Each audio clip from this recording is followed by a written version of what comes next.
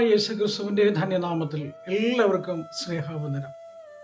Emmanuel prayer മിഷന്റെ ഉറവ് എന്ന ഈ പ്രോഗ്രാമിലേക്ക് ഏവർക്കും ഹാർദവമായ സ്വാഗതം.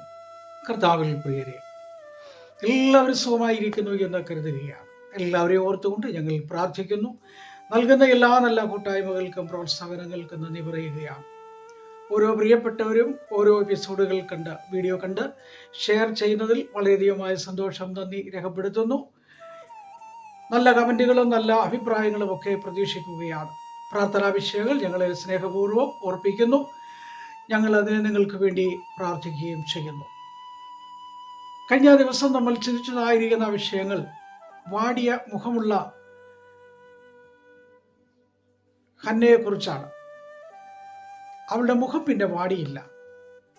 അവൾ ദേവാലയത്തിൽ നിന്നും വീട്ടിൽ ചെന്ന് ചില നാളുകൾ തന്റെ ഭർത്താവിനോടൊന്നിച്ച് വസിച്ച് 1 വർഷം കഴിഞ്ഞപ്പോൾ അവൾ പ്രാർത്ഥിച്ച വിഷയത്തിന് പരിഹാരം ലഭിക്കപ്പെട്ടു. അപ്പോൾ പ്രാർത്ഥനയ്ക്ക് മറുപടിയുണ്ട്, ഉപവാസത്തിന് വിടുതലുണ്ട്, അപേക്ഷകൾക്ക് വിടുതലുകളുണ്ട്. നമ്മുടെ ക്രിസ്തീയ ജീവിതത്തിൽ ഇതൊക്കെ അനുഭവിച്ച് ജീവിക്കുന്നവരാണ് നമ്മൾ ഓരോരുത്തരും. അതുകൊണ്ട് ഉപവാസം എന്താണ്, പ്രാർത്ഥന എന്താണ്, യാചന എന്താണ്, അപേക്ഷ എന്താണ്, ഇതിനെക്കുറിച്ചൊന്നും നമുക്ക് സവിസ്തരമായിട്ട് ഒരാളെ പഠിപ്പിക്കേണ്ടതായ കാര്യങ്ങളില്ല. എല്ലാവർക്കും വളരെ വ്യക്തമായി അറിവുകളുള്ളവരാണ്.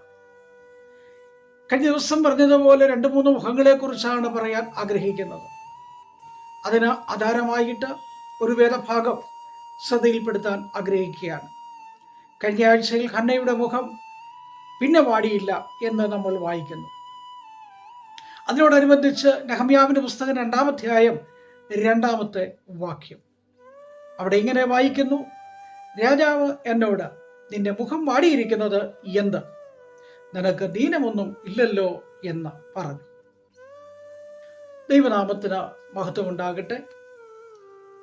അനേക സന്ദർഭങ്ങളിൽ അനേക ദൈവദാസന്മാരിലൂടെ അനുഗ്രഹിക്കപ്പെട്ടതായ വാക്കുകളും വചനങ്ങളും കേട്ട് അനുഗ്രഹം പ്രാപിക്കപ്പെട്ടവരാണ് നാം ഓരോരുത്തരും. നമ്മൾ പ്രാർത്ഥിച്ചതായിരിക്കുന്ന വിഷയങ്ങൾക്ക് മറുപടി ലഭിക്കപ്പെട്ടിട്ടുണ്ട്. അതിന് അനേക ഉദാഹരണങ്ങൾ ഓരോ വ്യക്തികൾക്കും ആഴമായി പറയാനുണ്ട്. ഇവിടെ പ്രവാസ ജീവിതത്തിൽ കടന്നുപോയതായിരിക്കുന്ന നെഹമ്യാവിനെ കുറിച്ചാണ് നമ്മളിവിടെ വായിച്ചത്. ഏറെക്കാലം പ്രവാസ ജീവിതത്തിൽ കിടക്കുമ്പോൾ ദൈവം തന്നെ സന്ദർശിക്കുന്നതായ ഒരു സമയത്തിലേക്ക് കടന്നു വന്നപ്പോൾ രാജാവ് തന്നോട് ചോദിക്കുകയാണ്, നിന്റെ മുഖം വാടിയിരിക്കുന്നത് എന്താണ്? നിനക്ക് ദീനമില്ലല്ലോ. അപ്പൊ രോഗങ്ങൾ ഉണ്ടെങ്കിൽ മാത്രമല്ല മുഖം വാടുന്നത്. രോഗമുള്ള ഒരു വ്യക്തിക്ക് മാത്രമല്ല ക്ഷീണമുള്ളത്. രോഗമുള്ള ഒരു വ്യക്തിക്ക് മാത്രമല്ല തളർച്ചയുള്ളത്. മാനസികമായ പ്രയാസങ്ങൾ കടന്നു വരുമ്പോൾ മുഖം വാടും, തളർച്ചയുണ്ടാകും, ക്ഷീണമുണ്ടാകും, നടക്കാൻ കഴിയാത്ത അവസ്ഥയുണ്ടാകും, സംസാരിക്കുവാൻ കഴിയാത്ത അവസ്ഥയുണ്ടാകും, ആരോടും അധികം സംസാരിക്കാൻ താല്പര്യമില്ലാത്ത അവസ്ഥകളുണ്ടാകും. കാരണം മനോദുഃഖങ്ങളാണ്, മനോവ്യസനങ്ങളാണ്. അതിന് പലതായിരിക്കുന്ന കാര്യങ്ങൾ നമ്മുടെ ജീവിതത്തിൽ കടന്നു വരാം. ഓരോ വ്യക്തികൾക്കും വ്യത്യസ്തമായ അനുഭവങ്ങളാണ്. സാമ്പത്തികമായിട്ടുണ്ടാകാം, മാനസികമായിട്ടുണ്ടാകാം, സ്ഥലം സംബന്ധിച്ചുണ്ടാകാം, പണം സംബന്ധിച്ചുണ്ടാകാം, രോഗം സംബന്ധിച്ചുണ്ടാകാം, കുടുംബ പ്രശ്നങ്ങളുണ്ടാകാം. എന്ന് വേണ്ട നോക്കുന്നതൊക്കെ പ്രശ്നങ്ങളാണ്. ഈ പ്രശ്നങ്ങൾ നമ്മുടെ ജീവിതത്തിൽ കടന്നു വരുമ്പോൾ ചിലതൊക്കെ നമുക്ക് താങ്ങുവാൻ കഴിയുന്നതാണ്, ചിലത് താങ്ങുവാൻ കഴിയാത്തതാണ്. താങ്ങുവാൻ കഴിയുന്നതായിരിക്കുന്ന വിഷയങ്ങൾക്ക് നമ്മൾ തന്നെ പരിഹാരം കണ്ടെത്തി പ്രശ്നങ്ങൾ പരിഹരിച്ച് മുൻപോട്ട് കടന്നു പോകുന്നതായിട്ട് കാണാം. എന്നാലോ അത് സാധ്യമല്ലാത്തതായ വിഷയങ്ങൾ നമ്മുടെ തലയ്ക്ക് മീതെ കടന്നു വരുമ്പോൾ, തിരമാല പോലെ ആഞ്ഞടിക്കുമ്പോൾ നമുക്കെങ്ങനെ പരിഹരിക്കുവാൻ കഴിയും? അതിൻ്റെതായിരിക്കുന്ന കാര്യങ്ങൾ ആരായുകയാണ്, അതിനെ അന്വേഷിക്കുകയാണ്. അപ്പോൾ അത് അന്വേഷിക്കുവാനും കൂടെ നിൽക്കുവാനും ആളില്ലാതിരിക്കുമ്പോൾ നമ്മെ മനസ്സിലാക്കുന്ന ഒരാൾ നമ്മോടൊപ്പം ഉണ്ടെങ്കിൽ നമുക്കൊരാശ്വാസമാണ്.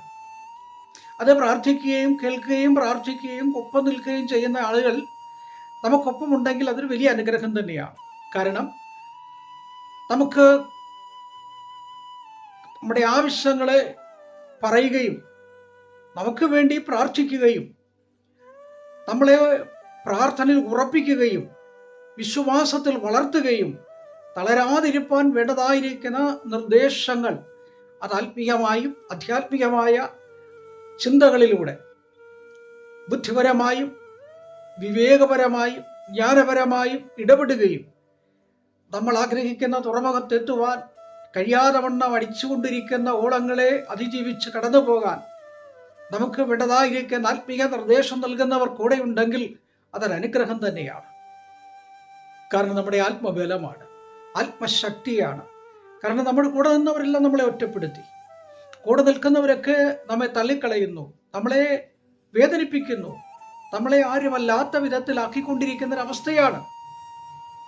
അപ്പോഴാണ് ദൈവവചനത്തിന്റെ ശക്തിയെ നമ്മൾ തിരിച്ചറിയേണ്ടത്. അവിടെയാണ് ദൈവത്തിന്റെ ശക്തിയെ നമ്മൾ മനസ്സിലാക്കാനായിട്ട് ഇടയായിത്തീരുന്നത്. ഇവിടെ ദൈവത്തിന്റെ ദാസനായ നെഹമ്യാവ് അർത്തർഷ രാജാവിന്റെ കൊട്ടാരത്തിൽ വളരെ മനോഹരമായിരിക്കുന്ന ഒരു ജോലിയിൽ ഏർപ്പെട്ടു. ജോലി എന്ന് പറയുന്നത് രാജാവിനോട് കൂടെ നിൽക്കുന്ന ജോലിയാണ്, വീഞ്ഞ് പകർന്നു കൊടുക്കുന്ന ജോലിയാണ്. അത്രമാത്രം നല്ല വസ്ത്രം, നല്ല ഭക്ഷണം, നല്ല ആഹാര സൗന്ദര്യം, മാനസിക സന്തോഷം. അപ്പോൾ എപ്പോഴും നല്ല പ്രസന്നതയോടുകൂടെ നിൽക്കുന്ന ഒരു വ്യക്തിയാണ് രാജാവിന്റെ മുമ്പിൽ. അപ്പൊ രാജാവ് വളരെ ശ്രദ്ധിക്കുന്നുണ്ട്. ഒരു ദിവസം രാജാവ് ചോദിക്കുന്ന ചോദ്യമാണ്, നിന്റെ മുഖം വാടിയിരിക്കുന്നത് എന്ത്? നിനക്ക് ദീനമൊന്നുമില്ലല്ലോ, നിനക്കെന്ത് പറ്റി? അപ്പോൾ രാജാവിനോട് പറയുകയാണ്, എന്റെ മുഖം വാടാതിരിക്കുന്നത് എങ്ങനെ? ഞങ്ങൾ ഇപ്പോൾ അപമാനത്തിലും കഷ്ടതയിലും ഇരിക്കുന്നു എന്നാണ് 1-ാം അധ്യായത്തിൽ വായിക്കുന്നത്. അപമാനത്തിലും കഷ്ടതയിലും ആയിരിക്കുന്നു ഞങ്ങൾ. ഉണ്ടോ?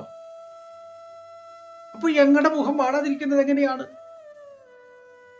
അതിന്റെ കാരണം എന്താണ്? അപ്പോൾ അതിന്റെ കാരണം പറയുകയാണ്, ഞങ്ങളുടെ പിതാക്കന്മാരുടെ കല്ലറകൾ ഇടിഞ്ഞു കിടക്കുന്നു, മതിലുകളെല്ലാം വീണ് കിടക്കുന്നു, ശത്രുക്കൾ അത് കൈയടക്കി അതിലുള്ള തീയിട്ട് ചുട്ടുകളഞ്ഞിരിക്കുന്നു. ഇന്ന് അതൊരു ചാരമായി മാത്രം അവശേഷിക്കുന്നു. ഓർമ്മകളായിട്ടൊരു കല്ല് പോലും എടുത്തു വെക്കാനില്ലാതെ എല്ലാം തകർക്കപ്പെട്ട അവസ്ഥയിൽ കിടക്കുകയാണ്. ഒരു തകർക്കപ്പെട്ട അവസ്ഥയാണ് ഇവിടെ കാണുന്നത്. തളർച്ചയുടെ അവസ്ഥ, തകർക്കപ്പെട്ട അവസ്ഥ, ഒന്നുമില്ലാത്ത അവസ്ഥ. പിതാക്കന്മാരുടേതെന്ന് പറയാനായിട്ടൊന്നുമില്ല. കാരണം എല്ലാം ശൂന്യതയാണ്. ശത്രു നശിപ്പിച്ചു കളഞ്ഞു. അപ്പോൾ നശിപ്പിച്ചു എന്ന് പറയുമ്പോൾ അതിന് മുൻപ് ചിലതൊക്കെ ഉണ്ടായിരുന്നു എന്നാണ്. ചിലതൊക്കെ ഉണ്ടായിരുന്നു, അത് ശത്രുവിന്റെ കടന്നു വരവോടുകൂടെ നഷ്ടപ്പെട്ടു പോയി. ഇന്നും അനേക ഇടങ്ങളിൽ നമുക്ക് കാണാൻ കഴിയുന്നതാണ്. ഒരു കാലത്ത് പിതാക്കന്മാരുടേത് ഉണ്ടായിരുന്നു, പിന്നെ അതെല്ലാം നഷ്ടപ്പെട്ടു പോയി. ഓർമ്മകൾ പങ്കുവെക്കൊണ്ട് പറയും, ഉണ്ടായിരുന്നു ഞങ്ങൾക്ക്, ഇപ്പോൾ ഒന്നുമില്ല. ശ്രേണിയിൽ ജീവിച്ചവരാണ് ഞങ്ങൾ, ഇപ്പോഴൊന്നുമില്ല. സമ്പന്നരായിരുന്നു ഞങ്ങൾ, ഇപ്പോൾ ഒന്നുമില്ല. ഓർമ്മകൾ ഒരു കല്ല് പോലും എടുത്തു വെക്കാനില്ലാതെ സ്വപ്നങ്ങൾ മാത്രം വിശേഷിക്കുന്ന ജീവിതത്തിന്റെ വഴികളിലൂടെ സഞ്ചരിക്കുന്നതായ വേളകളിൽ പറഞ്ഞ വാക്കാണ്, എങ്ങനെ കരയാതിരിക്കും? ശൂന്യതയാണ്.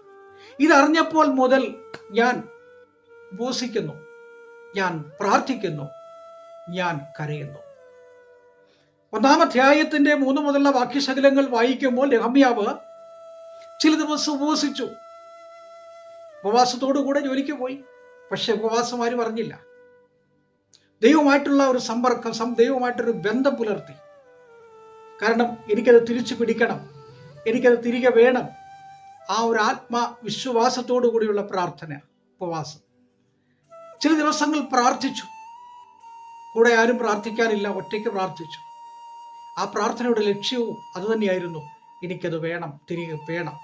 പക്ഷെ സാധ്യമായ കാര്യമല്ല അവിടെ നിന്ന് പോകുക എന്നുള്ളത്. പ്രവാസത്തിലാണ്, ഒരിക്കലും മടങ്ങിപ്പോകാൻ കഴിയില്ല, അടിമയാണ്. പക്ഷെ തൻ്റെ ഉള്ളിൽ ആത്മാവ് പറയുന്നു, ഞാൻ പോകും. നമ്മൾ പ്രാർത്ഥിക്കുമ്പോൾ, നമ്മൾ ഉപവസിക്കുമ്പോൾ, നമ്മൾ ഏത് വിഷയത്തിന് വേണ്ടിയാണോ ആഗ്രഹിക്കുന്നത് അത് നമ്മുടെ മനസ്സിൽ എഴുതിയിടണം. അത് നമ്മുടെ മനസ്സിൽ ഉണ്ടാവണം. എനിക്കത് വേണം, ലഭിക്കണം, പോകണം, സാധ്യമാക്കണം, നിവർത്തിച്ചെടുക്കണം. അത് നടക്കും. നടക്കുകയില്ലാത്തൊരു വിഷയമായിരിക്കും. ഏലിയാവ് തന്റെ ശിഷ്യനായിരിക്കുന്ന എലീശയോട് പറഞ്ഞത്, നീ പ്രയാസമുള്ളൊരു കാര്യമാണ് എന്നോട് പറഞ്ഞെന്ന. അപ്പോൾ നമ്മൾ പറയുന്നതൊക്കെ പ്രയാസമുള്ള കാര്യങ്ങളാണ്. ചില ദിവസം താൻ കരഞ്ഞു. തൻ്റെ കണ്ണുനീരാരും കണ്ടില്ല. നഷ്ടപ്പെട്ടതോർത്ത് കരഞ്ഞു. എല്ലാം നഷ്ടപ്പെട്ടു പോയി. ഓർമ്മകൾ മാത്രം വെച്ചുകൊണ്ട് കരഞ്ഞു. കരയാനല്ലാതെ എനിക്ക് ഇന്ന് നിവൃത്തിയില്ല. ആ കണ്ണുനീര് തുടച്ച് പ്രസന്നനായി രാജാവിന്റെ മുമ്പിൽ നല്ല വസ്ത്രധാരിയായിട്ട് നിൽക്കുമ്പോൾ നിന്റെ മുഖം വാടുന്നത് എന്തേ എന്ന് ചോദിച്ചു. ഇന്ന് അനേക പ്രിയപ്പെട്ടവര് വീട്ടിൽ നിന്നും ജോലിക്ക് വേണ്ടി കടന്നു പോകുമ്പോൾ 1000 പ്രശ്നങ്ങളുടെ നടുവിലാണ്. കുടുംബ പ്രശ്നങ്ങൾ, കുഞ്ഞുങ്ങളുടെ വിഷയങ്ങൾ, വിവാഹങ്ങൾ, സാമ്പത്തിക വിഷയങ്ങൾ, കടബാധ്യത, വിവിധ വിഷയങ്ങളുടെ നടുവിൽ നിങ്ങൾ ഭാരപ്പെടുകയാണ്. ഈ ഭാരത്തോടെയല്ലേ നിങ്ങൾ പോകുന്നത്? ഭാരത്തോടെയല്ലേ നിങ്ങൾ ജോലി ചെയ്യുന്നത്? ഭാരത്തോടെയല്ലേ യാത്ര ചെയ്യുന്നത്? നിങ്ങൾ ഡ്രൈവ് ചെയ്യുന്ന ഭാരത്തോടെയാണ്. ചിന്തകളുടെ നിലവാരം ഉയർന്നു നിൽക്കുകയാണ്. അവിടെ സന്തോഷിക്കുവാനുള്ളതെല്ലാം ഉണ്ടെങ്കിലും സന്തോഷിക്കാൻ കഴിയുന്നില്ല. ആ സന്തോഷത്തെ ഈ വേദനകൾ കീഴ്പ്പെടുത്തിയിരിക്കുക. ചിന്തകൾ, വിചാരങ്ങൾ കീഴ്പ്പെടുത്തിയിരിക്കുക. അതിനൊരു മറുപടി വേണം. ഈ പ്രാർത്ഥനയുമായിട്ട് ദൈവസന്നിധിയിലേക്ക് കടന്നു ചെല്ലുമ്പോൾ രാജാവിന്റെ മുമ്പിൽ നിൽക്കുമ്പോൾ ചോദ്യത്തിന്റെ മുഖം വാടുന്നത് എങ്ങനെ? കാര്യം പറഞ്ഞു. രാജാവ് പറഞ്ഞു, നീ ഭാരപ്പെടുകയൊന്നും വേണ്ട, നിനക്കത് പുതുക്കി പണിയുവാനും അവിടെ പോകുവാനും അനുമതി ഞാൻ തന്നിരിക്കുന്നു. അതിനാവശ്യമായ പണം എൻ്റെ പാണ്ഡികശാലയിൽ നിന്നും അവിടെ പണിയുവാൻ ആവശ്യമായ എല്ലാ ജോലിക്കാരെയും ഇവിടെ നിന്നും ഞാൻ നിനക്ക് തരും. എത്ര പ്രത്യാശയുള്ളൊരു വാക്കാണ്! ഇതൊരിക്കലും പ്രതീക്ഷിച്ച വാക്കുകളായിരുന്നില്ല. പ്രാർത്ഥിക്കുന്ന ദൈവത്തിന്റെ പൈതലിനെ ഒരിക്കലും നിരാശപ്പെടുത്തുകയില്ല. കാരണം ഒരു പ്രത്യാശയുണ്ട്, ഒരു വിശ്വാസമുണ്ട്, ഒരു ഉറപ്പുണ്ട്, ധൈര്യമുണ്ട്. അതുകൊണ്ടാണ് ഓരോ ദിവസവും നമ്മൾ പ്രാർത്ഥനയിൽ അതിജീവിക്കുന്നത്. തളർന്നു പോകരുത്, ക്ഷീണിക്കരുത്. നെഹമ്യാവിന്റെ പ്രാർത്ഥനയ്ക്ക് മറുപടി കിട്ടി. അപ്പോൾ ഈ വീട്ടിൽ വന്ന് നെഹമ്യാവ് തൻ്റെ സ്നേഹിതരെയും ചാർച്ചക്കാരെയും വിളിച്ചിട്ട് പറഞ്ഞത്, സ്വർഗത്തിലെ ദൈവം നമ്മുടെ കാര്യങ്ങളെ സാധിപ്പിക്കും. അതെ, സാധിപ്പിക്കുന്ന ഒരു ദൈവമുണ്ട്. മുൻപിൽ മുട്ടുമടക്കാം, പ്രാർത്ഥിക്കാം. കരുണയുള്ള ആ ദൈവമേ, സ്വർഗീയപിതാവേ, കേൾക്കപ്പെടുന്ന വചനത്തിനായിട്ട് സ്തോത്രം. പലയിടങ്ങളിൽ കർത്താവേ, ഭാരത്തിലും പ്രയാസത്തിലും ഇരിക്കുന്ന മാതാപിതാക്കളുണ്ട്, സഹോദരി സഹോദരന്മാർ, കുഞ്ഞുങ്ങൾ, ജന്മദിനം ആഘോഷിക്കുന്നവരെ, വിവാഹ വാർഷികം ആഘോഷിക്കുന്നവരെ ഞങ്ങൾ ഓർക്കുന്നു. സ്വദേശത്ത് ജോലി ചെയ്യുന്നവരുണ്ട്, ഗൾഫിൽ ജോലി ചെയ്യുന്ന പ്രിയപ്പെട്ടവരുണ്ട്, കർത്താവ് യൂറോപ്പിൽ ജോലി ചെയ്യുന്നവരുണ്ട്, അമേരിക്കയിൽ ജോലി ചെയ്യുന്ന പ്രിയപ്പെട്ടവരുണ്ട്, പഠനത്തിന് പോയിരിക്കുന്ന പ്രിയപ്പെട്ടവരുണ്ട്, കുടുംബമായിട്ട് താമസിക്കുന്നവരുണ്ട്, ബിസിനസ് ചെയ്യുന്നവരുണ്ട്, വിവിധയിടങ്ങളിലുണ്ട്, വടക്കേ ഇന്ത്യയിലുണ്ട്, കേരളത്തിലുണ്ട്, വിവിധയിടങ്ങളിലുണ്ട്. കർത്താവേ, ഇന്ന് മനോദുഃഖത്തോടെ നെഹമ്യാവിനെ പോലെ കരയുന്ന അനേകരുണ്ട്, ഭാരത്തോടെ യാത്ര ചെയ്യുന്ന അനേകരുണ്ട്, കരഞ്ഞുകൊണ്ട് ജോലി ചെയ്യുന്ന അനേകരുണ്ട്, മനസ്സിന്റെ വേദനകളെ നൊമ്പരങ്ങളുമായിട്ട് ജോലി ചെയ്യുന്ന അനേക പ്രിയപ്പെട്ടവരുണ്ട്. ആർക്കും കാണുവാൻ കഴിയുന്നില്ലെങ്കിലും ദൈവം സകലതും കാണുന്നു. ഓരോ പ്രിയപ്പെട്ടവർക്കും ആശ്വാസവും സമാധാനവും നൽകി ഓരോരുത്തരെയും അനുഗ്രഹിക്കണമെന്ന് രക്ഷകന്റെ നാമത്തിൽ അപേക്ഷിക്കുന്നു. കേൾക്കണമേ. ആമേൻ. Praise the Lord. ദൈവം നിങ്ങളെല്ലാവരെയും അനുഗ്രഹിച്ച് കാക്കുമാറാകട്ടെ. ഈ വചനങ്ങൾ നിങ്ങൾ ഓരോരുത്തരെയും ശക്തീകരിക്കട്ടെ. ആമേൻ.